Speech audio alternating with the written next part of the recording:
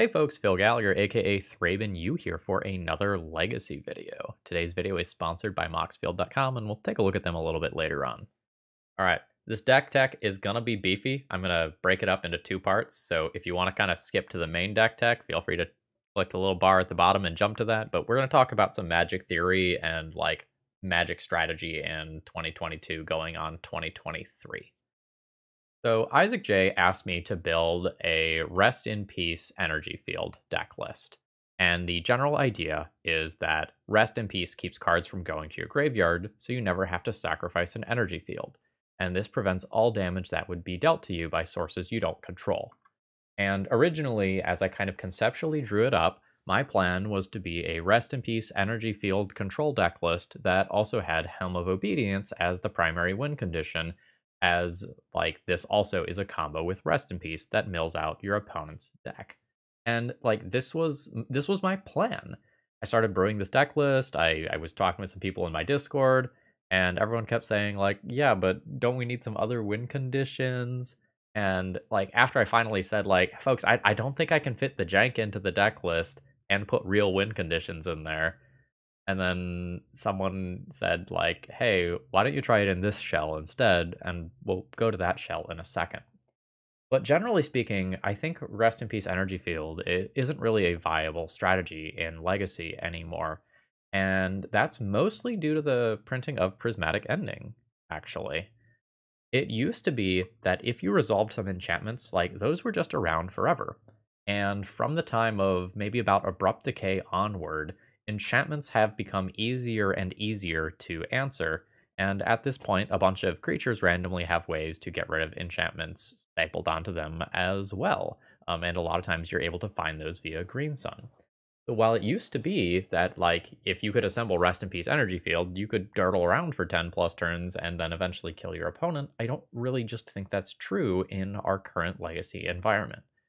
The other problem here is like this requires two different cards in order to set up and be a defensive shield, but if you kind of look carefully at the text of Energy Field here, it prevents all damage that would be dealt to you by sources you don't control. So one of the other things we talked about in my Discord is, hey, like what if we play Karn? And Energy Field, unfortunately, isn't going to protect our planeswalkers. And further complicating this, if we want to be playing Rest in Peace, that means we can't be playing Uro. And if we want to consistently assemble Rest in Peace Energy Field, we probably can't be playing Yorion either. So by its very design, this deck list is kind of in an awful place where cards like Uro and Timeless Dragon that we want to be playing in the shell that use our graveyard as a partial resource just can't be played. And ultimately, we workshopped this for, the better portion of an hour, and then we turned to the second idea, which I think is going to work a lot better. So at some point in the conversation, someone finally said, hey, what if you just shove this into the blue-white initiative shell? Because Energy Field is a way of preventing your opponent from taking the initiative back. And if you assemble it with Rest in Peace and you have to keep the initiative forever, that is a contained kill. Like being in the initiative plus Rip Energy Field, in theory, kills your opponent, right? Like on its own, you can cycle through the dungeon any number of times, trapping your opponent. That will kill your opponent. And you don't need another card like, say, Helm of Obedience to be the kill there. And even if you don't have a Rest in Peace for Energy Field, if you just like play a White Plume or something, and then you get a turn or two of Energy Field, keeping your opponent from taking the initiative, that's enough to just win the game, right? So we're treating Energy Field in this deck list as both a tempo card, as weird as that is to say, that can buy us time to get a couple of initiative triggers before our opponent can answer it, and it's also a combo card in that it can soft lock our opponent with Rest in Peace. And I think this is actually going to give us a reasonable chance at playing a Rest in Peace Energy Field that can actually win some games of Magic. Because I think if I was trying to play a blue-white control deck with Rip Energy Field, like it just wouldn't have worked. And I was really bashing my head against the wall trying to make it work. And I think this is going to work out pretty well for us. One pretty spicy card here is Yuan-Ti Malison, question mark on pronunciation there. It's a snake rogue that can't be blocked as long as it's attacking alone, so it's very good at taking the initiative back. And when it deals combat damage to a player, you get to venture into the dungeon. So assuming you are already in the Undercity, which is the initiative dungeon, like you can continue to progress through there, which is really cute. Also cute is Soul Herder out of the sideboard, which will let us replay or rather blink our White Plume Seasoned Dungeoneers or Aarakocra Sneaks in order to further venture into the dungeon, and it can also be a removal spell with something like Solitude here. This is a completely untested brew. We are in absolute wild deck territory, so I have no idea exactly how this is going to go. I'm not sure how many basic lands this deck should be playing. It's probably more than 2, but I also kind of really need these 8 cards for Chrome Mox purposes. Like maybe I'm supposed to go a Mox Diamond direction instead with this. There's not a lot of blue-white control lists, or sorry, blue-white initiative lists running around for me to base this off of. There was 150 that I could find. So we're gonna see how this goes. Anyway, folks, I would love to hear your thoughts in the comments about this deck list and kind of how it should be constructed. Buckle up, it's gonna be weird. If you like what you see today, please consider subscribing. And if you're a regular, throw me a like before this video begins. It's the easiest way to support my content for free. Whew, let's battle. Okay, so I have a piece of acceleration here, but that's still just a turn 3 Aarakocra Sneak. I think I can do better than this. This is a turn 3 initiative creature as well, with pretty awkward mana. I think I can do better than this. Yes. No, this is absolutely what I'm talking about. Absolute keep. So let's put our basic land back into the deck so that I can fish it out with the initiative here, and then put back City of Traders. Alright. Lotus Petal. Ancient Tomb. Go for the White Plume. We do not eat a Force of Will, so it's game on. Take this opportunity to grab my basic planes, and we'll pass the turn. We are ahead on board, potentially attacking with a 5/5 next turn, with Aarakocra Sneak kind of being our backup for the not too distant future beyond that. Ooh, we're potentially in a pseudo mirror situation. Oh no, we are playing against Red Prison. Absolutely. I think I will be forging up this creature here, as this is going to let me live through a Fury. Okay, good stuff. White Plume is going to be able to untap itself, so I don't have to worry about losing the initiative here. Opponent will go to 13. I'll go ahead and play one of these tapped. And I've got a very respectable play for next turn. We could potentially have to worry about like a Caves of Chaos Adventurer from my opponent's side of the battlefield. And it is also, I suppose, possible that we are playing against a Painter deck list. But these cards confirm that it is a Moon Stompy deck list. Okay. I am going to go ahead and block this, which does mean that a Fury could mess with me. But I am not going to let my opponent take the initiative and potentially get a basic land here. Something's coming, and it costs mana, so it's not Fury. Stomp doesn't kill this creature. Ah, it is Fury. I am fine with this. I would not be fine with a Blood Moon happening as a follow-up play. That would keep me from casting Aarakocra Sneak. Okay. Go to Trap. Throw 5 damage at our opponent's face. That is a White Plume Adventurer. Because of like respecting Blood Moon here, I'm going to cast my card that requires blue mana just absolutely right now. We'll go into the archives, which lets us draw a card. This is what I'm talking about right here. So now I will be able to hold the initiative. Like I can play White Plume Adventurer, go into the Undercity, and then play Energy Field as a defensive way to hold the initiative to finish off my opponent. Alright, so this turns into a creature. I also do just have Throne of the Dead 3 coming up, which should be pretty gross. Alright. Mana is good. Like, my opponent would love to play a Caves of Chaos Adventurer here, for example. Copying that with Reflection of Kiki Jiki would be real good. Yeah, Alright, we are playing a game of Magic. They get their basic land here, and they get to play that mountain. Now, I've got an evasive flyer here, so this turn is probably going to look pretty good. To begin, let's go ahead and attack my opponent, get in for that 1 point of damage. Opponent goes to 5, and Throne of the Dead 3 will go off. Oh my god. Solitude! I think I'm more scared of the Caves of Chaos Adventurer here than I am the Reflection of Kiki Jiki. Alright, so now we'll go to my second main phase, where I will play a White Plume Adventurer. Yeah, so that was going to get me a second basic land, allow me to play Energy Field, and at that point, it feels like absolute overkill. Okay, I have a handful of cards that do things in this matchup.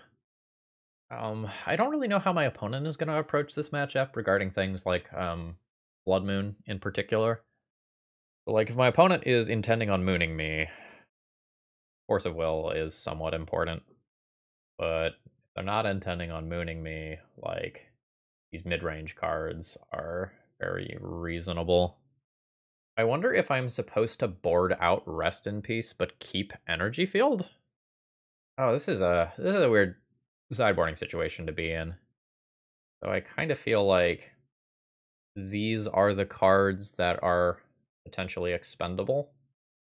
Like, I really don't mind Lauren as something that blows up a Fable of the Mirrorbreaker before it transforms. This is absolutely sick value. Those are 7 cards. I could do something like this, keeping my energy field just as a temporary, like, stopgap. That's maybe fine. Maybe I'm supposed to go even heavier on counterspells. This is a turn 2 initiative creature that has access to both of my basic lands. Is that fine on the draw? I don't know if that's fine on the draw. My opponent could just, like, play a turn 1 Rabble Master, take the initiative, and I think this could line up poorly for me. It's not that bad. Also just, like, has 5 mana sources, 6 if I count the White Plume extra land. I think I'm actually going to ship this one. That may be me being crazy. My mana doesn't work here. This has to go back. I'll go to 5. I have mulled myself into a considerably worse hand. I think I accept the awkwardness here and just keep. But I'm so much better versus an early creature or early pair of creatures here that I think I just accept this. Alright.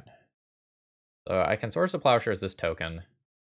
And I believe I will just immediately do so. Don't want my opponent to get further ahead on mana here. Because if I stop them from deploying that... Sorry, if I stop them from getting a token, I can potentially stop a, like, Goblin Rabble Master or whatever from coming down. Opponent is not a fan of what I did to their Goblin. Oh, wow. No... Absolute no use of Fable of the Mirrorbreaker's looting ability. That's spooky for me. Okay, gives me a White Plume next turn, which is a thing.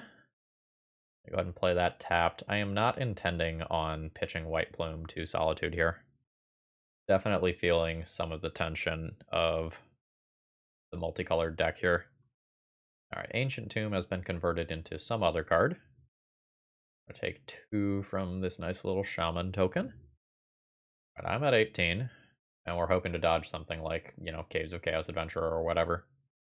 That's an energy field. What's my plan? Just play energy field right now. Play White Plume next turn. Maybe it's like so hard for me to take the initiative back if my opponent takes it. I could also just legitimately, like, Solitude this, then play energy field. But I think it's time to get weird. Here we go. Deal with that. No! Alright. Alright. So, yeah. My energy field dream has been crushed. This is gonna leave me in a bad situation. My opponent is able to create like 2 bonus bodies every turn, so they're going to be able to take the initiative quite easily. Oh. My opponent is just going to be able to copy one of those every turn. I am far enough behind here where I think it's time to just move to the next game. Now I know my opponent has these Pyroblasts. Means my energy field just gets answered for 1 mana. Am I supposed to board them out? They're conceptually pretty good to buy some time. Am I supposed to just race my opponent when I'm on the play, though? If I do this, I get to bring in those cards. That's probably a stronger on the play configuration here. There's no initiative card in this hand, so like I have a decent mix of lands and spells, but I don't want to venture into the dungeon before I'm in the Undercity. That leaves me in a very awkward position. This is the same problem as the last hand. We will be going to 5. This just makes a turn 1 initiative card. Right. 1, 2, 3. 1, 2, 3, 4 mana. 5 cards. Yes. Alright. This is the best hand so far. See if it gets there. Imprint, Seagate Restoration. Lotus Petal. Ancient Tomb. Good old Aarakocra Sneak. Oh, you son of a gun. No. Ho, ho, ho. Alright, opponent is confirmed evil. Okay, we've been having a really good time bantering back and forth. That is crushing. Absolutely fucking crushing. And like, now I can't play some of my best top deck cards because I was counting on the Aarakocra Sneak to get me my white mana. Yeah, opponent recognizing that plays a Chalice on 0. Okay, Force of Will not looking too hot right now. We are officially in uh-oh territory. Unless my opponent doesn't have red mana. Oh, no, there's the red mana. Fuck. Okay, yep. That occurs. I have 1 basic plains in my deck, folks. Fuck, fuck, fuck, no! Chalice on 0 is so comically good right now. Great play. I'm not 100% sure the Chalice is actually supposed to be in. But I don't know what my opponent's like deck looks like as far as the configuration goes, but it sure as hell is working here. Come on, deck. Oh, there's this white plume that I can't cast. This is what I was talking about in game 1 when I said I was worried about Blood Moon. So I imagine my opponent now loots some bad cards away, plays another threat of some kind, and then I'm probably comfortable conceding. Turns out blue initiative cards, Pyroblastable. Who'd have thunk? Yeah, the Trinosphere is not really doing anything right now with the Chalice in play, so I'm a little surprised that my opponent didn't loot that away. I'm gonna go ahead and concede here. I don't think it's happening from this point where like my opponent is going to get to copy this token every turn, accumulate a bunch of treasure. GG's.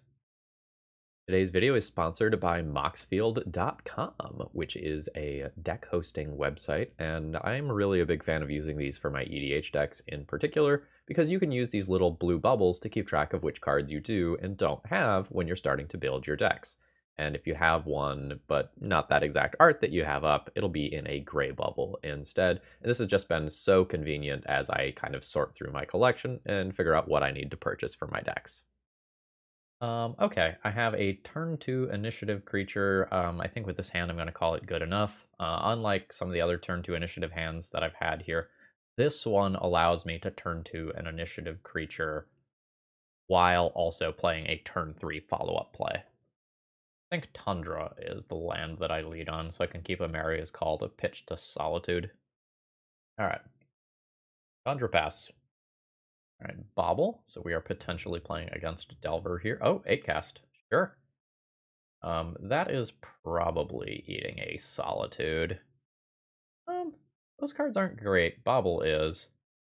A Solitude on my turn. Well, maybe I just go ahead and Solitude now. I don't want to give my opponent that draw engine, and I would love for them to burn a counterspell on this. Goodbye, Emery. Ooh, another Bobble? Opponent's artifact count is going to be very low here. They are going to go back up to 6 cards in hand, though. There's an energy field. Energy field is going to be not impossible for my opponent to beat because they have things like Otawara that can bounce it out of play. My opponent is probably going to have 2 answers to a resolved energy field. We are probably most afraid of my opponent going Ancient Tomb into Sai here. Shadow Spear is A-okay with me. My opponent's got a low enough artifact count that we're probably not going to see any affinity cards being played this turn. Initiative time. Let's make a 5/5. Petal's kind of whatever. Like, I will play it. I'm not expecting it to have any meaningful impact on the game whatsoever. I think I go ahead and play Plains this turn, and then just slam Seasoned Dungeoneer. Going to let me explore when I attack with White Plume. All right, Force of Will. Pitching a Sai. I am very happy to take a Sai out of the equation here.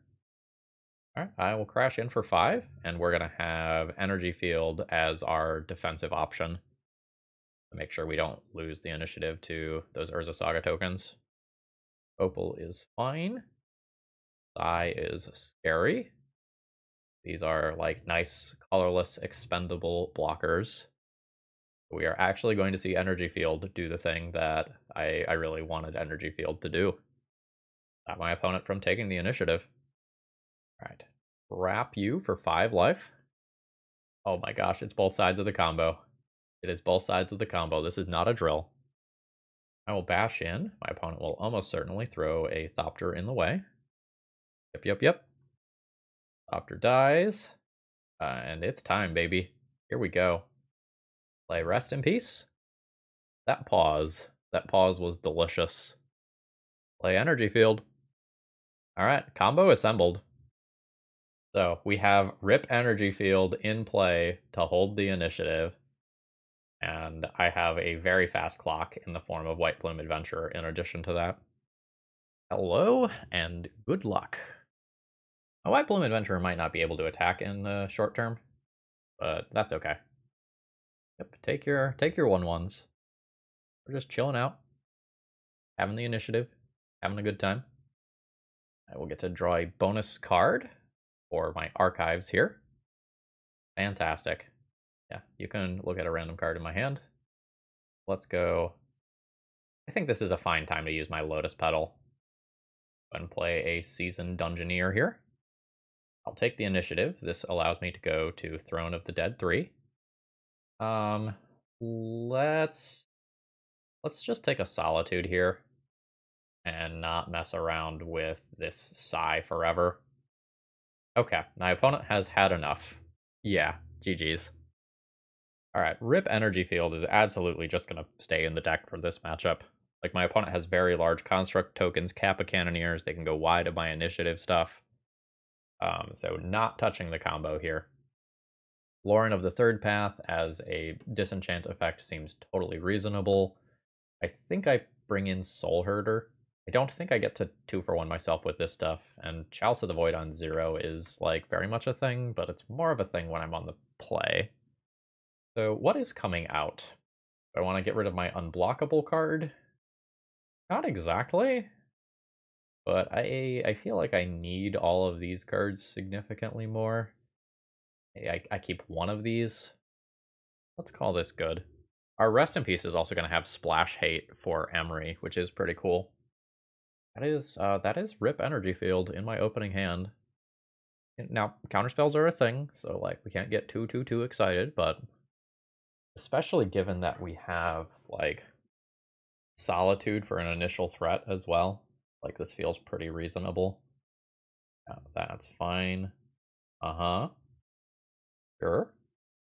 Turn 1 is probably pretty slow here most of the time.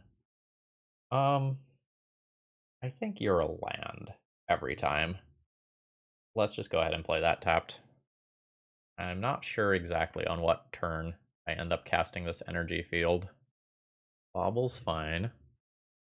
Okay, that Lotus Petal is actually really important for my opponent because it means that they can get 2 Urza Saga constructs out of their Urza Sagas, which otherwise they were going to miss out on one. Alright, there is a rest in peace. I am just interested in casting one of these for right now. Opponent's making their construct. This is fine. I nuke the graveyards. I am probably going to Solitude away this token. I'm going to wait for my opponent to activate Lotus Petal, though, because while this is on the stack, this will actually be a 1 toughness creature instead. Ooh, they're not going for it. Are they going for Shadow Spear? I think I'm going to let them search and give them 1 more life. Okay, this is all fine. Alright, so this is just going in. At this point, I am comfortable evoking Solitude to just take out this creature. I want the board to be clear. I want to cast Seasoned Dungeoneer, have Seasoned Dungeoneer get countered, and then resolve the energy field that is going to more or less lock up the game. Opponent's pretty likely to have a counterspell here. Let's see if I'm right. Yep. Pitching an Emery that I made significantly worse by resolving the first Rest in Peace, a new Urza Saga, and a Solitude. This is a little weird, huh? On a double blue, I don't have a target for Solitude immediately. I think it's just time for this card. Opponent is a fan of what I've got going on. Okay, Ancient Tomb. They've got some mana to work with. I will just be passing my turn here. Opponent can make their Urza Saga token. Is fine with me. I do think I just Solitude it right now. A little ouchy on the life total. But, you know, the card has lifelink if it resolves. Alright, goodbye, Construct token. And then we're hoping to do something cool with this other stuff in the not-too-distant future. Okay, so... Well, it's got a little mana, a little card draw. A little more card draw. Bobble's okay. Cycle away. This Soul Herder is so good if it resolves. So many baubles. Got a couple of redraws towards a new Force of Will for my Soul Herder. I don't want more Ancient Tomb. Like, I know I love Ancient Tomb, but, like, there's a limit to my love. Nice. Oh, that was gonna be so good. That does, I think my opponent did that with poor timing, though. Because now I can actually attack with this Solitude. I'm fine trading it for the Construct. This is okay. So now we're just looking to resolve an initiative card. Oh, neat. Alright, look at the top 5. Get the artifacts. That was a draw 4. Ooh, buddy. That was strong. And most of those cards make it into play this turn. There's Seat. Oh, okay. Hard way it is. So draw your card. I now don't get an initiative card. So I will have to beat my opponent, honest to goodness, by venturing through a non-initiative dungeon.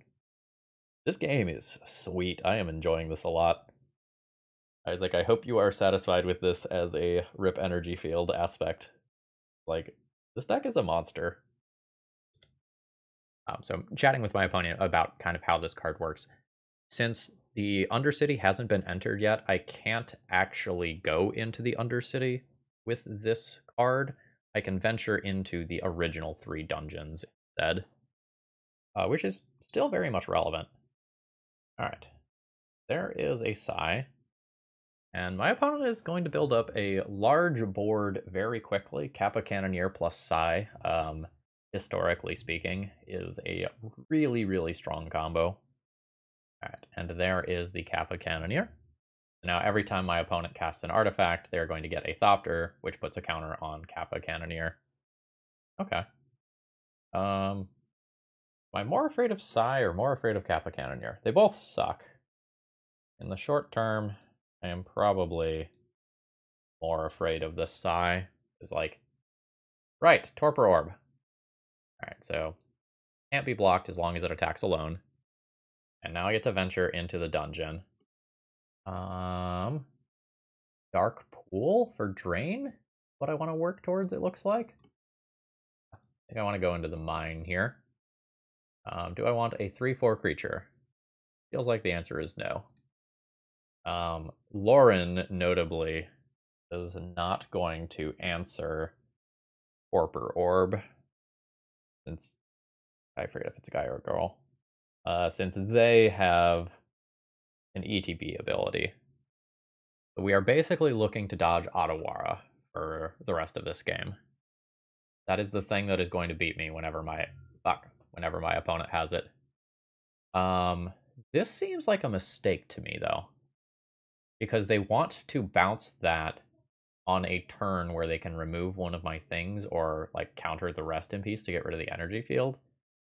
So we'll see if I'm wrong, but like if I just cast this rest in peace and it resolves, my opponent is in a very bad spot. I also just like not cast cards, right? Like I don't have to cast this rest in peace until I can cast like no blocks. Like I don't have to cast this card if my opponent's plan is Force of Will this rest in peace. I can just sit here. It's the text of energy field is when it's put into your graveyard from anywhere. I think I chill. I can still attack with this as something that is unblockable. When it goes to 7, I venture deeper. I guess I'll take the 1/1. Yeah, feels sort of like a trap to cast this card right now. This is either the biggest brain play I've done in a while or the stupidest one, depending on whether or not my opponent actually has a counterspell. Yeah, but do your thing. Dismembering? Oh, we're dismembering. So if they had the dismember already and I cast the rest in peace, they just do it in response. Alright, but that's not great for me. I got down to 6 and then I think I'm dead. Like I can go one deeper in here, drain 1. I think I'm gonna toss in the towel here. Alright. Opponent top deck the dismember. Absolute daggers. Absolute daggers. It would have been safe. So now I have Torpor Orb to deal with. Could play some number of Force of Wills for that. But I think I'm just going to resubmit here. This hand, what does it do? So I can put a land, one of these modal lands under this, have 2 mana on turn 1, cast Rest in Peace on turn 1, maybe have about a turn 3 Seasoned Dungeoneer. That's not exactly fantastic. Yeah, my opponent said they made a mistake by attacking with the Kappa and like going in for it that turn. Whereas I read that as like they have a way to counter my Rest in Peace if I play it. Opponent says that's not going to look good on TV. Well, scoreboard, you still won. I'll be going to 5 here. Haha!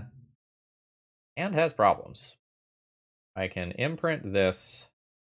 Oh man, I don't think this one's keepable. I think my multicolored mana base is biting me in the butt here. Like I think a 4-card hand. I don't know. Maybe I keep it, imprint a Rest in Peace, cast a Rest in Peace, pitch these 2 cards, hope to draw it has to be a blue land to cast this. I don't know. Maybe I'm not getting better by going to 5. This is not where I want to be. All right. Get rid of Rest in Peace. Land drop. Play Rest in Peace. And we've got to hope for the best here. I'm going to be very bad versus counterspells. Let's see how good my opponent's opening turn is. Probably very. They're going to have a good amount of mana. All right, no turn 1 Torpor Orb. That's nice. And they are going to cycle the artifact immediately, which does temporarily take them off of Metalcraft. Best draw would be White Plume Adventurer. Fuck yeah, let's go. I don't think it's going to resolve. Like, it just feels like my opponent has to have Force of Will for this hand to have been keepable. Fuck, I'm wrong. I fucking love that I'm wrong here. This gets me my basic island. And the next turn I can play that and Aarakocra Sneak. I wonder if my opponent kept an Emery hand. Like, Bobble, Emery, Opal, Seat, like, would have been very strong. Alright, Metalcraft is back. Yeah, my opponent kept an Emery hand. Okay. Checking on what got sent to the Shadow Realm there. We will forge up my creature. Alright, here we go.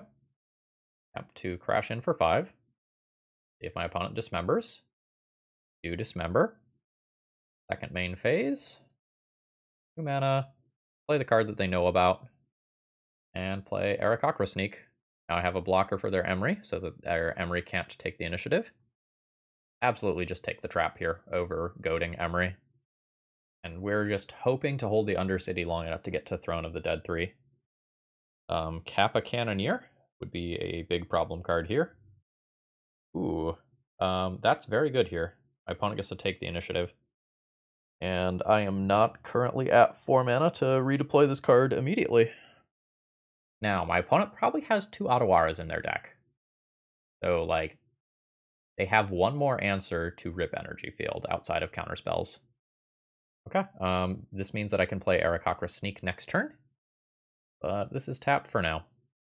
My opponent will have a chance to find a Force of Will.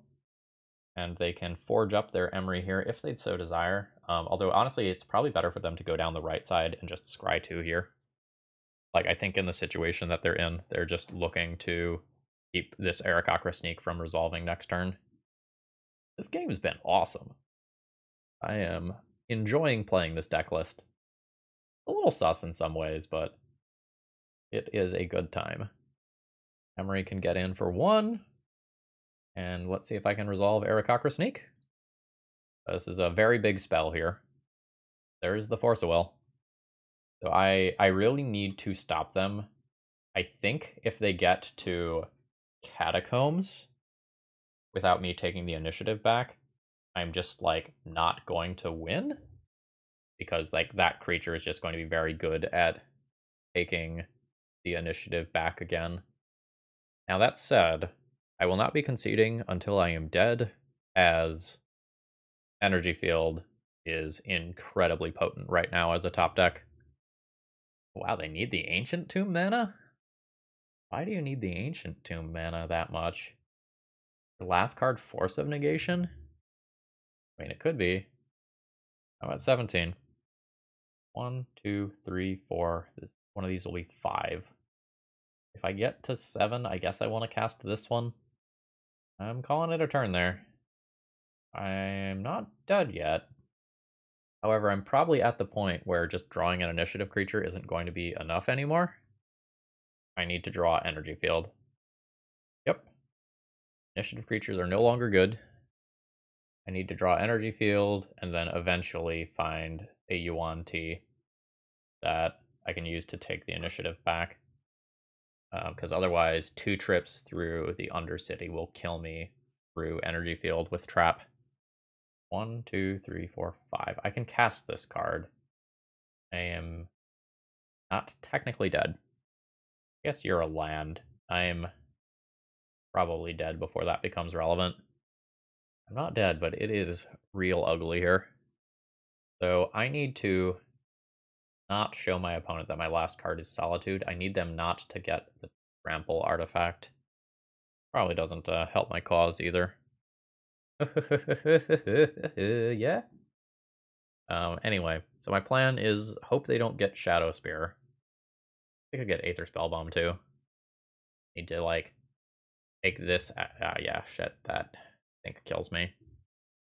Oh no, this is not removing a creature because of Torpor Orb. So if I'm not actually removing a creature, I chump block this, and then those 2 kill me. And they had the Shadow Spear. I'm dead, just for funsies. How deep did we need to go for one of my cards? I needed a few too many turns. GG. Okay, I think I actually keep this hand. It's not a turbo initiative hand. It has a turn 3 initiative creature, but oh shit. We dead? Nope. Alright, we're doing this again. So we are kind of hoping. Oh no, we're not doing this exact same thing. Is this like an Epic Storm variant instead? Because it feels like this is about to be Crack for Blue Echo Vians. Okay. Different step in the middle there, but yeah, that's the plan. My opponent is sacrificing Baubles now so that they can reshuffle the Baubles into their deck. And then they crack LED for blue and cast an Echo. This is actually better than my previous hand. Although perhaps not for this exact matchup. Rest in Peace is something that I very much want here. Yeah, there's a Saga. That's maybe beatable. But this is a very good turn one from my opponent, to say the least. They now get to cash in the baubles. We've got another one here. And my turn kind of plays itself. Just got to put the Seasoned Dungeoneer under here and throw out the White Plume Adventurer. Opponent has called me a nerd. Playing dungeons? Opponent says they love the content. Alright, I'll be getting a basic Plains here. One is a Peach player. This is Crouch Cancelled Down Smash, by the way. One of the sort of advanced techniques in the Super Smash Bros. Games. Some of the underlying engines of those games are held together with bubblegum and string, so sometimes you're able to do things you're not really supposed to do. Alright. My opponent is unfortunately back up to 7 cards with an active Urza Saga. And combo potential aside, that Urza Saga is going to be much bigger than my White Plume Adventurer as of right now. And there's another one coming. Yeah. Okay, that's fine. You have combo nonsense for me. Feels like the answer is yes, if they are playing defense grid rather than just making tokens immediately. Is that a galvanic? Oh, it's a Riddlesmith.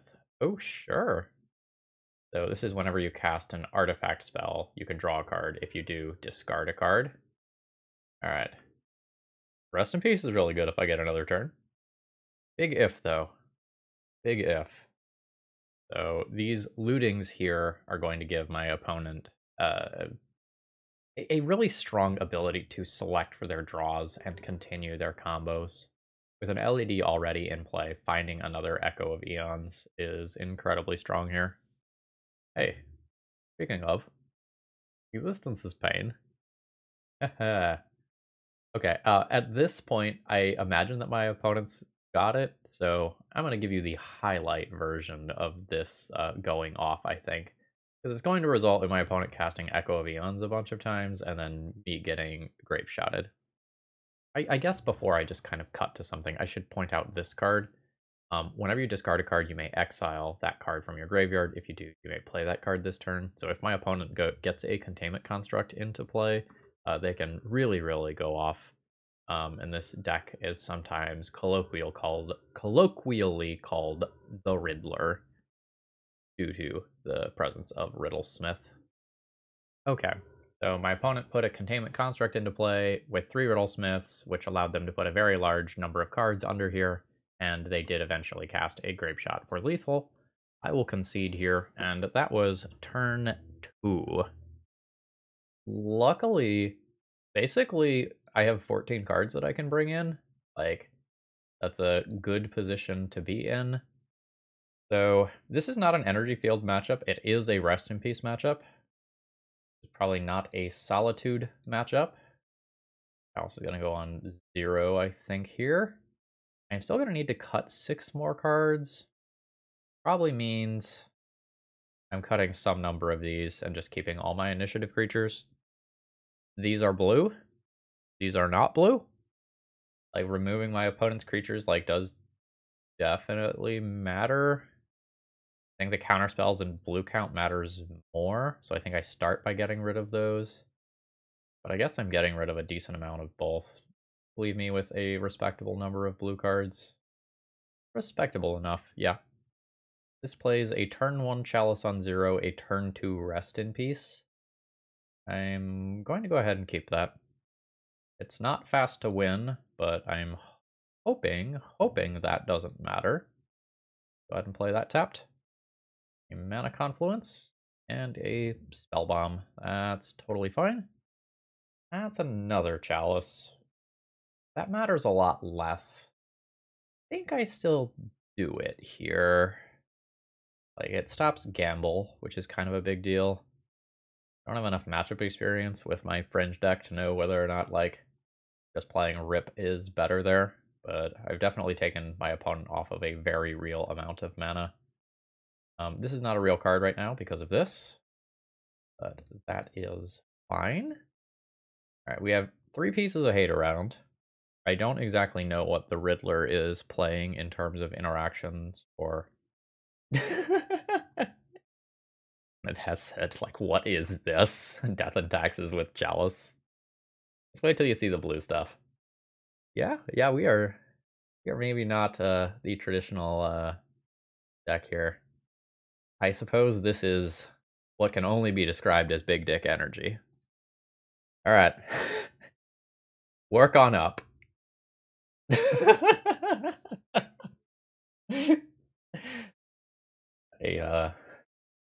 I will win somehow. Alright. There we go. There we go. So this allows me to take the initiative. I will get blue mana with that. Probably raises eyebrows from my opponent. And I'm going to go ahead and play that this turn, I think. My opponent can bounce my creature, which makes Forge a little bit less attractive. I still do want to trap. And because of that, I think I am going to go ahead and go this route. My opponent wants to bounce this here. Like, I'll just replay it. 1, 2, 3, 4. Yeah, let's just basic planes here. A nice Aarakocra Sneak. Wrap my opponent down to 9 life. Untap little buddy. Urza Saga is a reasonable card. It's just probably ultimately far too slow here. Yeah, and with Tundra, I just have Hardcast Force of Will as a thing that I can do. My opponent can technically bounce my creatures here with Aether Spellbomb, but that doesn't really seem profitable for them. I'm going to try to not cast this Force of Will. I don't really want to show my opponent that, like, that's a thing my deck can do right now. Alright, cool. I think I will be resubmitting as is.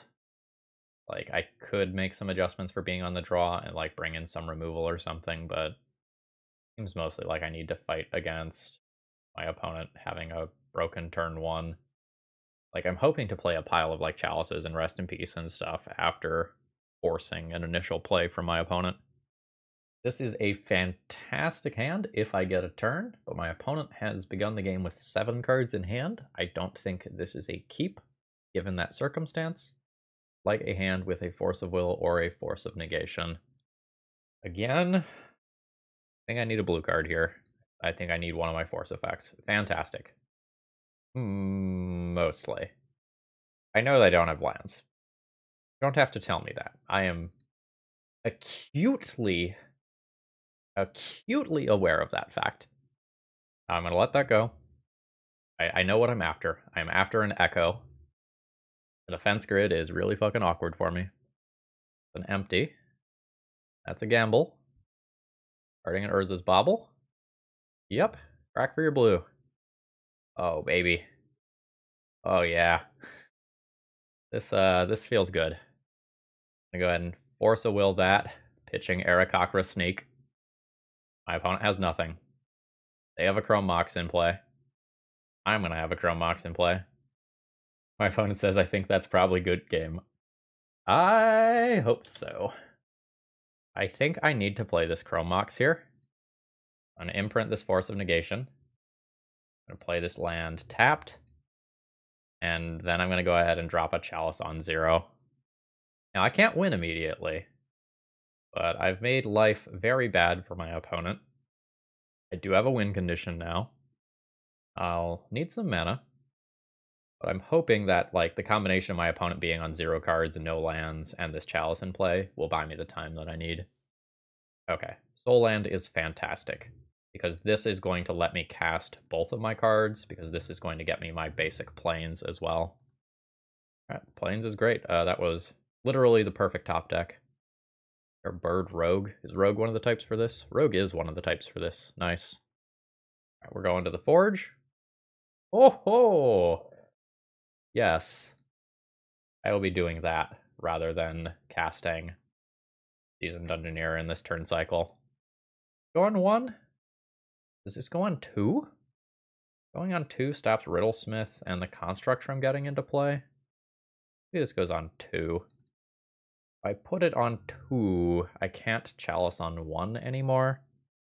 I wish I knew what exactly my opponent was doing in terms of, like, answers for my stuff, but I just legitimately do not know. It will take 2 more damage to Seasoned Dungeoneer. Bring me up to Archives, and that is worth the concession. GG. Alright, round 4 opening hand has no initiative creature. This isn't really good without one. I do not have the appropriate color mana for this hand. This deck is really good at mulliganing. I will give it that. By really good, I mean it has to mulligan all the time. As a 5-card hand, I am going to accept this. I keep some amount of my early plays here and keep an opening hand that looks something like this. I've really got to hope that Swords to Plowshares and Rest in Peace are live in this matchup. Because otherwise, without drawing Ancient Tomb, I'm probably just not going anywhere real quick. Okay. Yeah. And I think I'm just going to Swords to Plowshares that immediately. I don't super care if this gets dazed. Like, resolving the Rest in Peace is way more important than resolving the Swords to Plowshares. And that daze is getting something this game. Okay. This is fine. Oh! Well, I mean, we're going to try it. Alright, it's happening. Now, I'm going to be hellbent on my turn 2, but maybe has a big match, impact on the matchup. Dragon Rage Channeler is now just a 1/1. Murktide Regent is uncastable. And I took out the Delver that effectively dodges both of those things. Now, we're still just playing against the best deck in the format. We'll get buried by Expressive Iteration and whatnot, but we do have potential time to do bullshit. No end of turn Brainstorm or anything. That's very bad. Yep. I mean, that's real good. Again, I've said this in every video where I lose to it, but the deck has like maybe one main deck Brazen Borrower. They'll have one way to interact with this sort of stuff. Let's play that tapped, call it a turn. I am under absolutely no illusion that things are going well here. Eat Steam Vents art. On that bad boy. I don't really understand what's going on over there that is taking my opponent so long. Like, play patterns seem pretty clear to me. Like, find a wasteland, wasteland me, find a Force of Will to protect whatever's coming. I'm okay with playing this out right now. I just assume this gets countered. But this is actually part of the plan. Pitching at Daze. My plan is very much to exhaust my opponent's counterspells and then eventually resolve a Rest in Peace, forcing them to like use a Brazen Borrower to bounce one of these pieces out of play eventually. Brainstorm's fine. I don't know, my opponent might be using a lot of mental energy trying to figure out like what on earth I'm doing over here, which, to be fair, I don't know that it's particularly easy to figure that out. I'm also not sure if you're supposed to go after that one or this one with that wasteland. I will be passing my turn here. And there's the fetch to clear for that Brainstorm. Oh, it's cantripping again. It's so weird to me that they haven't found a Delver or a Dragon Rage Channeler after looking at as many cards as they have. I wonder if my opponent is like approaching this in a very strange way because they don't know what's going on. Yeah, totally fine. Okay, there we go. Here I go. Plays around Daze, not around Spell Pierce. I'm not really in the situation to play around stuff, as they say. Would you like to force a will to protect your 20-turn clock? I thought not. Now, I'm really getting rid of that not because it's a 20-turn clock, but because it allows my opponent to repeatedly surveil, which is a problem. Okay, do not have the appropriate color of mana here. End of turn fetch? Sure. Or no, there was no shuffle with the ponder on their turn. Okay, no, that is fine. Or that was 2 turns ago. I'm not sure what was up with that then.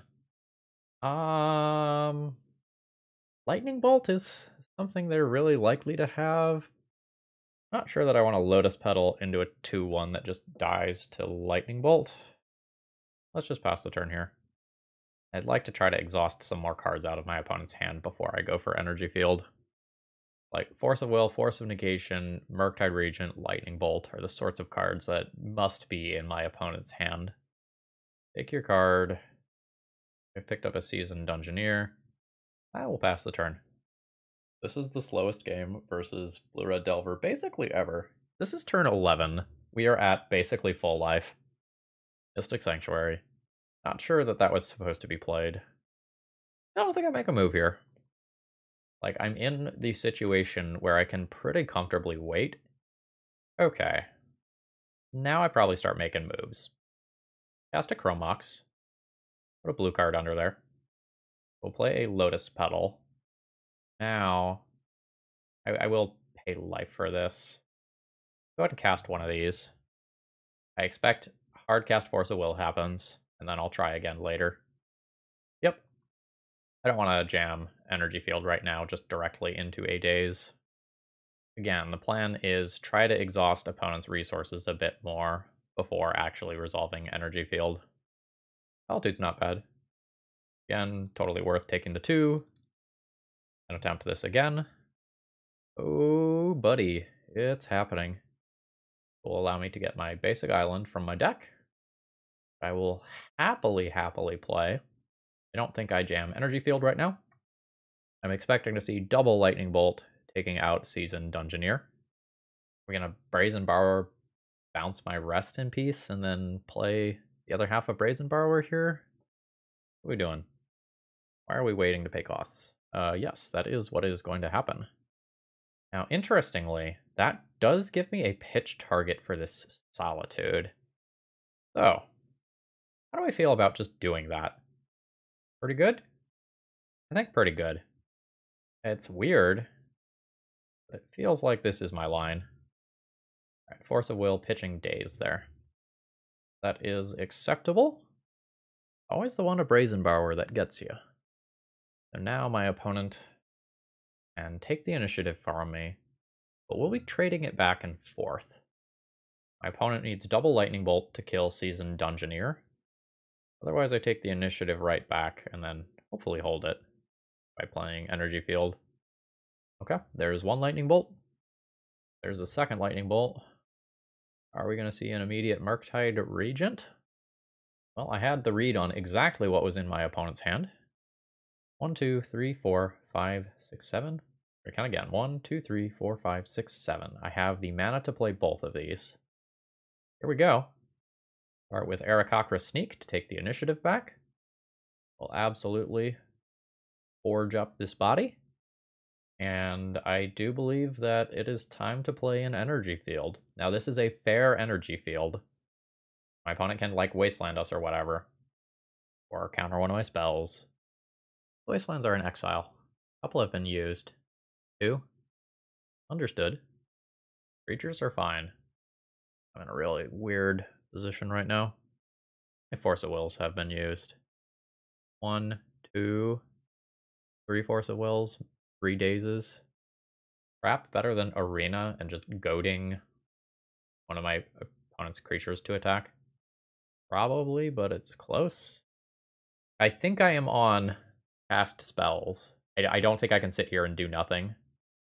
There's only one Force of Will left, and I'm already playing around Daze comfortably. I've drawn a land. I think I will just play as a land, so that I maybe don't have to take Ancient Doom damage in the future. I don't think casting this is realistic.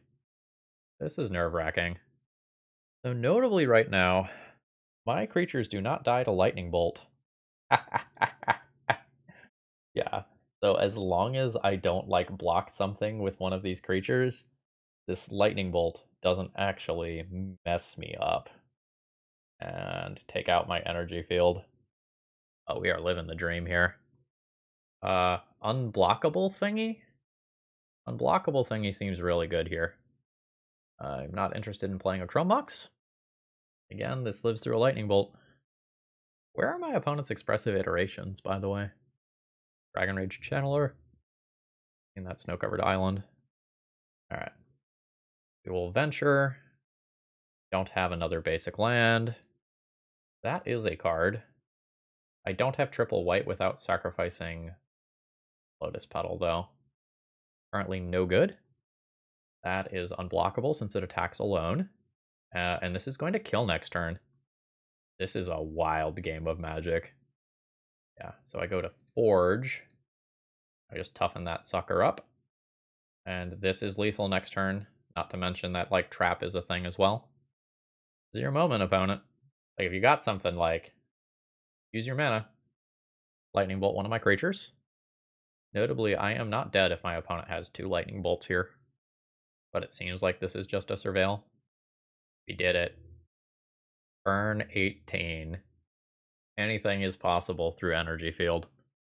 Alright, I don't know that I'm going to do anything versus Delver. Like, House of the Void technically does stuff. I don't know that it's better than the cards that I already have in the deck. I don't want to try to fight against them on the Force of Will axis, I don't think. They're just going to be so much more efficient with things like Pyroblast. Maybe Pyroblast coming in is a reason to play Chalice of the Void, actually, because it protects my energy field once it's in play. My opponent got a Meltdown against me. I didn't show them Chalice this game because, like, it wasn't in my deck. I don't know that I'm regularly going to have enough enough bodies on the battlefield to get use out of Soul Herder, despite the fact that I really like the idea of flickering my creatures in this matchup. If I played Chalice, I'm at odds with Source of Plowshares, though, which is a big deal. Really big deal. Need to be able to cast a Swords and remove an opposing flyer. Running back the Game 1 deck? Certainly don't mind it. This is a really awkward opening hand. I love the fact that I have Rest in Peace plus a removal spell, but as soon as I play Amaria's Call to cast the Rest in Peace, I actually lose the ability to pitch cast Solitude. I'm not sure how much I actually like this hand at the end of the day. Think enough to keep it?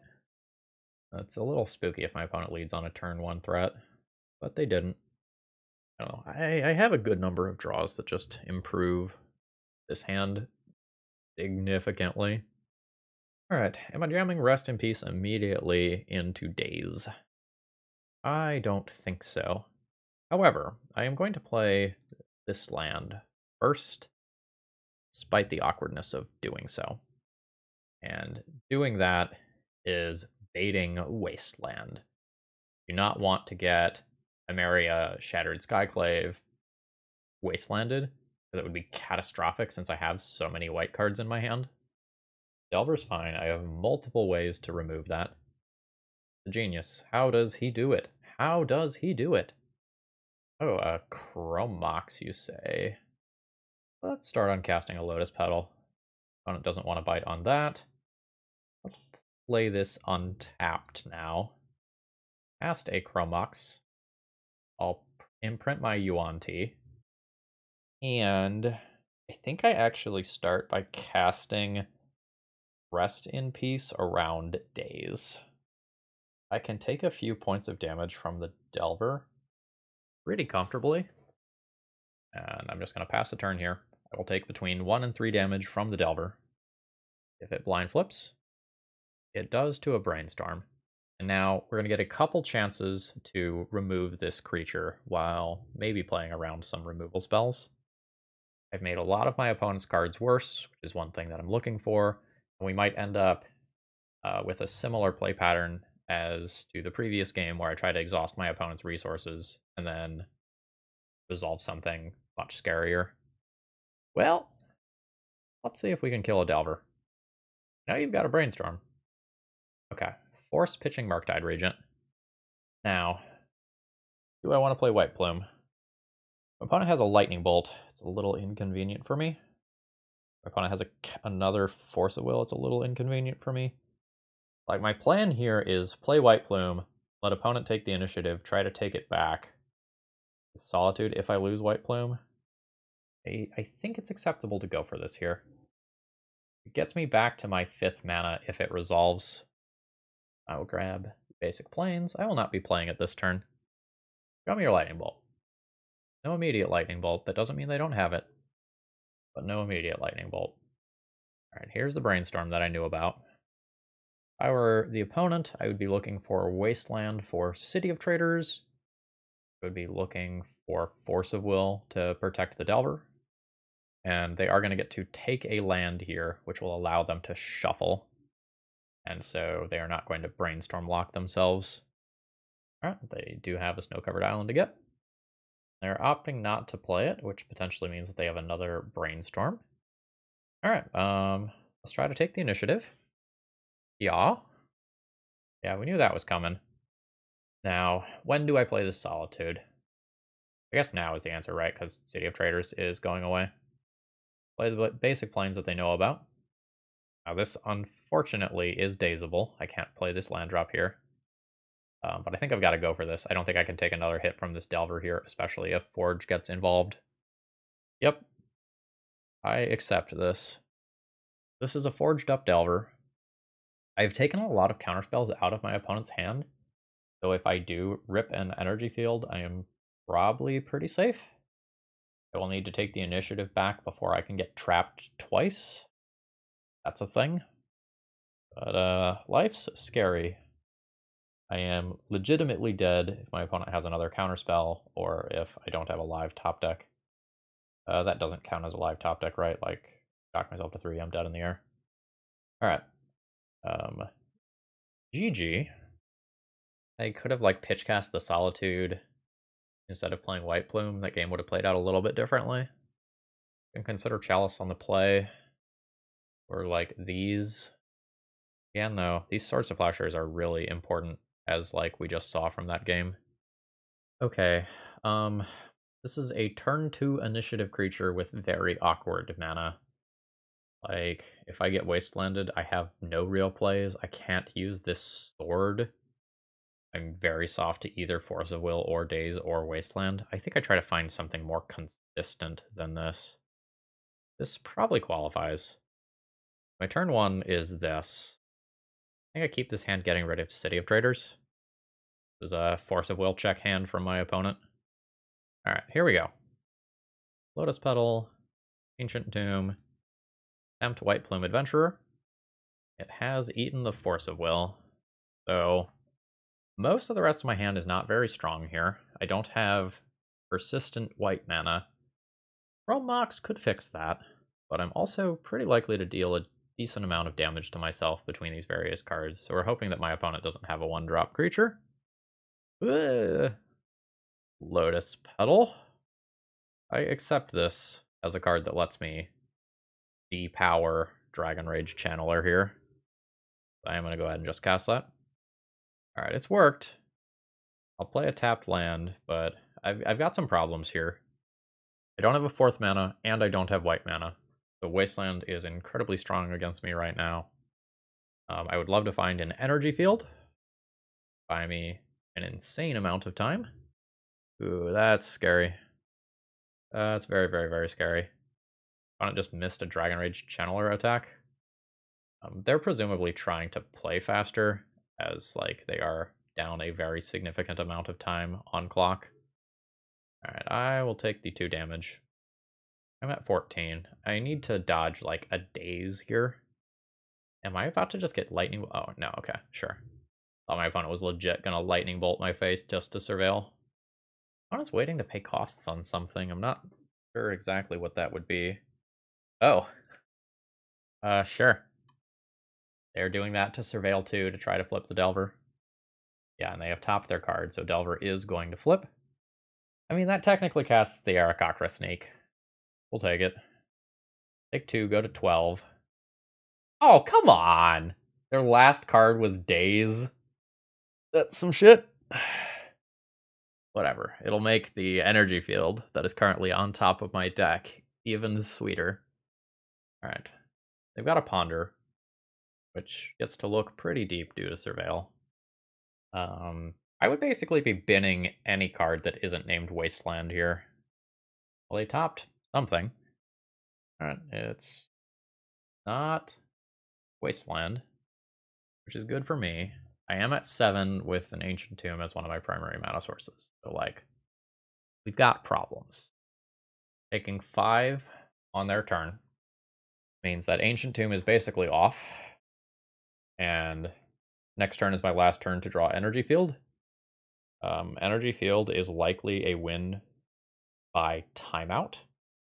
but I should not be able to beat this expressive iteration that is going to look at 5 cards.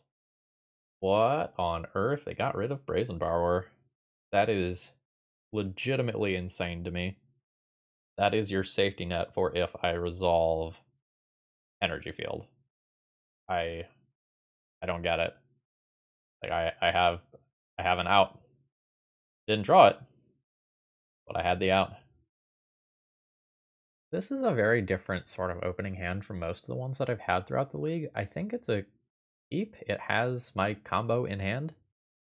And if the combo is good against what my opponent's doing, great. Okay.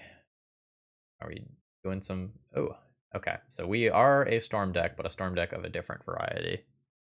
Burning Wish, yep. We are much more in the TES ballpark than in previous rounds.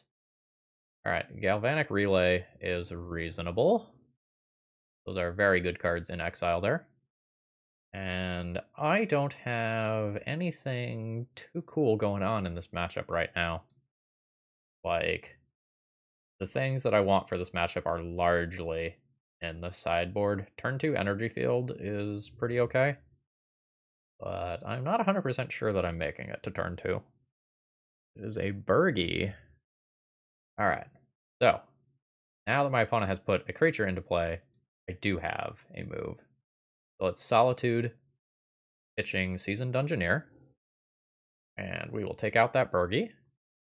Does add 1 to the storm count notably, but I think stopping that mana matters much more. There is a Gamble, presumably getting an Echo of Eons. There's Burning Wish, or Galvanic Relay. And my opponent is going to go the Galvanic Relay route. Everything from the Lotus Petal on is fair game next turn. My opponent has a lot of mana, but not a lot of business. I think I just play Rest in Peace here. This takes out that Echo of Eons. And I hate that. I hate Magic Online's interface here, where I can't clearly see which cards are castable with Galvanic Relay. Like, I know it's like this chunk here, but I hate that I don't have like a pop-out box on my end that shows that to me. Especially once cards start moving from it. Very, very poor interface thing, in my opinion. Like, my opponent's going to play out all the mana. And we just kind of hope that they didn't top deck a live sort of business card. No card under that. Increasing their artifact count. Okay, we lucked out. So they've got all the mana in the world, but I've shut off the graveyard, so Echo of Eons is very much not a thing right now. You can take a look at what I draw. Energy Field. Seems like I just play Energy Field here. Let's just get that resolved. Makes it pretty hard for my opponent to win. They probably have 1 Tendrils of Agony that they can kill me with. But I don't want my opponent to, like, naturally draw an Echo of Eons and just cast it for the full cost. And then I lose the Energy Field. Like, I would much rather lose the initiative creatures. Those are so much more replaceable. What goes under this? Maybe nothing goes under this. No, something should go under this. Probably just the redundant Energy Field. I don't see these enchantments really going anywhere. Let's play an Aarakocra Sneak. Take the initiative. I'll grab a basic Plains, I guess. It doesn't really matter. I am fine playing this and calling it a turn. Things can still happen, but I am safe adjacent. Fence Grid is fine. I don't have game 1 counter spells. Paying some life with Mana Confluence. Ooh, a Shatter Skull Smashing. Absolutely. So I guess we will go down the right side then. And scry 2 here. Don't need Rest in Peace. 1, 2, 3, 4, 5. I will absolutely take this as a draw. Play City. Drop White Plume. This takes me to Stash. Pick up an extra mana. Then I will play out my little Yuan-Ti friend. I untap with White Plume is not doing anything here. I maybe have a 2-turn block, depending on what the draw here looks like. Get an initiative creature, for example. This is 5 damage to my opponent, and now I get to venture into the dungeon, which means I go to Throne of the Dead 3. No matter which one of these I pick up the kind of objectively better one. Get my basic island. Guess there's no reason not to play this stuff out here. I'll drop another Rest in Peace, because I can. Now that I've completed a dungeon, I get to untap all of my creatures. And yeah, my opponent is on not enough cards to win here. They might not be able to kill themselves. Can only go to 1. Got a little bit of mana. A little bit of mana. I respect it. GG. Okay. So we have a very large number of cards that I can board in here. These 12 are very good. Lauren is probably good enough. Energy Field's weird. Like, really good versus random Empty the Warrens draws. Rest in Peace is 100% staying in the deck. Bergie is a thing, but I think I just have to kind of let this part at least go. I am probably boarding these out. Solitude from there. That gets me 11 of my 12 primary cards. It still is not boarding this in. I really don't know how to feel about Energy Field. Like, stopping Grape Shot definitely matters. Stops, like, Bergie chip damage as well. Like, how is Lauren of the Third Path versus some number of Energy Field, for example? I could also realistically go down on an initiative creature or two. Like, if I stop my opponent from winning, I can kill them with whatever, whenever. Like, I could do something like this and get these in as disenchant effects for Defense Grid in particular. Still leaves me with 3 energy fields. And I think I play Aarakocra Sneak over Seasoned Dungeoneer purely because it's blue. Is this hand awkward? Yes. Am I keeping this hand? Also, yes. I have so few... Like, I effectively have 1 counterspell here, so I have to just go after the card that matters. We're just kind of hoping that my opponent goes for some, like, ridiculous line, like an Echo or something, and then I just get to take everything that they have. Ooh, no, I gotta say no to that, so that one of my spells can be on in the future. Let's Force of Negation that. Pitching Energy Field here. If they can Echo from here, they can Echo from here. But I can't stop that. This hand's very good if I get a turn. Turn 1 Chalice on 0 and Rest in Peace. I don't know that I'm going to get that turn. Yet I think I'm going to get that turn. Please? Oh shit, we're getting that turn? Alright. Basic Island. I need to play Chrome Mox before I play Chalice on 0. Chrome Mox will imprint a Rest in Peace. I'll now Chalice on 0 while I'm playing around Spell Pierce type effects. And let's drop a Rest in Peace to shut off the graveyard. Oh shit. Now my opponent can still do powerful things, but I have 2 hate cards in play. This is what it's like to feel alive. Ooh, it is a Veil of Summer. This will allow my opponent to cast their 0 drops. So the Chalice still triggers, as you can see here, but it is not actually going to counter that card. With how slowly my opponent's moving here, it feels like this is not a full-on combo turn. Like, I could have the wrong read here, but they are not moving with confidence, which probably bodes well for me. Is that an Echoing Truth? That's an Echoing Truth under there. Yeah, that was not their big combo turn. Oh, they've gone to second main. Okay, yeah, it's my turn. All right. Would I rather play White Plume Adventurer or Aarakocra Sneak? I think I want to play White Plume Adventurer. I need to be thinking about blue cards in my hand for Force of Will effects, which maybe means playing Ancient Tomb into White Plume Adventurer this turn. Let's do that. Play White Plume. I guess I want the basic plains, as the basic islands is already in play. Less of a decision than I was mentally thinking it would be. We have another bounce spell here, end of turn. End of turn Manamorphose? Okay, they have another Echoing Truth for the Chalice, sure. My opponent has 3 cards in hand. Like, can they really go? Well, I guess LED and Echo is 2 card. No? Yeah, I am having trouble seeing where their plays are leading here. It may just be that they're floundering. I mean, they have a plan, it looks like. The plan just a small relay? Burning Wish, okay. You're not to empty amounts of mana. Can't be Echo. Okay, it's a relay. Absolutely. But this is just going to let me redeploy this Chalice. All right, Burgy, Gamble, and Batterskull Smashing. Going to Forge. Forge on my creature, so it hits like truck. Okay, cool.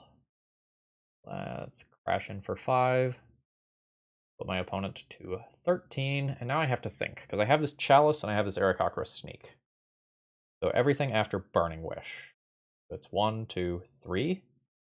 Not scared of Burgy or Galvanic Relay. This can cast Burgy. My opponent can't cast Gamble as things stand right now. I think this is just a Chalice on 0 situation. Not 100% sure. That feels fine. I'll play the Aarakocra Sneak. Go ahead and trap my opponent. Just keep lowering their life total in case Batterskull Smashing ends up removing one of my creatures or something. I don't know, maybe I'm supposed to Chalice on 1 to stop Gamble from getting them a more critical card, but I'm just having trouble figuring out like what they could actually gamble for that puts them in a good situation. They can't like Burgy plus do something else. Like, Burgy is a chump blocker. Oh, I guess if they have any 0 cost artifact in hand, they can convert. That puts them to 3. Cast a Gamble. A true Gamble. Started a defense grid, which is probably not what they were going for. Burning Wish should be fine. Can't even be something like Crash. They don't have a mountain. Grape Shot, sure. I see. So they're going to Grape Shot my creature out of play. That's, I guess, reasonable. Goodbye, White Plume. I'll go to Archives, draw an extra card here. Okay, so they're going to take a look at what I draw. And take one more draw for their own turn. Seasoned Dungeoneer. That is a relevant card for me. Can't play Chromox due to this. I am taking some damage off my Seasoned Dungeoneer, but I think that's fine. This helps me get my opponent dead this turn a decent portion of the time. One of these versus the other doesn't super matter here. I'm going to take the one that has the ability to untap my creature that attacks this turn. So this first step into the Undercity here isn't going to matter. I will attack for at least 1 point of damage. That can go into my graveyard, which is by extension into exile. Opponent goes to 1. Ancient Tomb is off. Go ahead and play this as a tapped land and pass the turn. Get to untap my Aarakocra. My opponent's got 2 cards to work with Chalice and Rest in Peace in play. I think this is GG. It is indeed GG. There is the concession, and we end up 2-3. All right, there you have it. Rest in Peace Energy Field Initiative. Let's take one last look at the deck list here. So, couple of things. Number 1, RIP Energy Field, while it absolutely won us some games throughout the league, felt like jumping through some hoops, and there were times where I sideboarded out 1/2 of this combo. And we saw things like Otawara this league that are just incidentally in our opponent's deck that break up the Rest in Peace Energy Field combo without any actual deck building costs being associated with that. And given the presence of things like Boseiju, Abrupt Decay, Prismatic Ending, Teferi Bounce, I think there's just too many things in the format for Rest in Peace Energy Field to be viable.